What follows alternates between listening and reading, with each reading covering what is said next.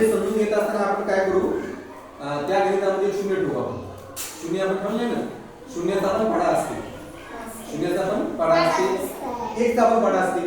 मग आपण काय करू, शून्य पण ठेवू आणि एक पण ठेवू. शून्य एक शून्य, शून्य पाच शून्य, शून्य पाच शून्य, शून्य सात एक पाच एक पाच पाच, एक पाच म्हणजे एक पाच वेळा घ्यायचा. एक सात, आता मी दोन्ही हात याच्यामध्ये करतो बघा. पहिले याच्यामध्ये बघा 84, इथे हे करतो 81 आणि खाली घेतो 30. इथं बघा तुम्ही एक पण आला आणि शून्य पण. आता तुम्ही सांगा मला काय करायचं.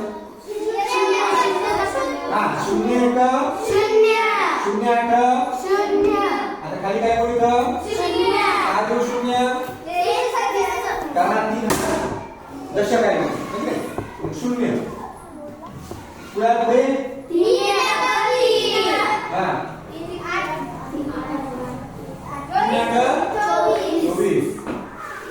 बघा इंग्लिश असताना बघा हे 2 अंक बाजूला आहे, याच्यावर काहीच नाही, तर आपण एका बाजूला केली ना, दोन्ही बाजूला केली.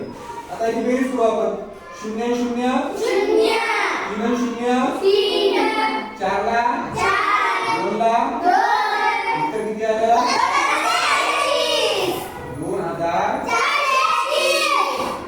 याच्यामध्ये काय झालं, शून्याचा गुणाकार केला आपण, एकचा गुणाकार केलाच नाही कारण एक वर होता.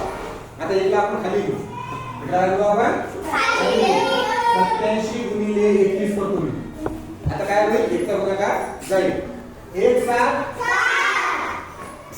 1 8, इथे किती देऊ 2 साठी 14 ला 2 16 ने 1 का 7 0 8 4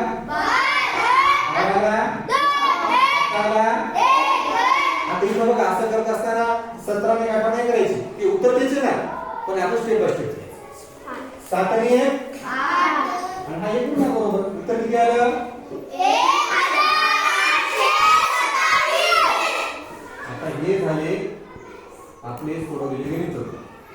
आता मी तुम्हाला काय करतो, मोजून 2 मिनिट देतो. 1 2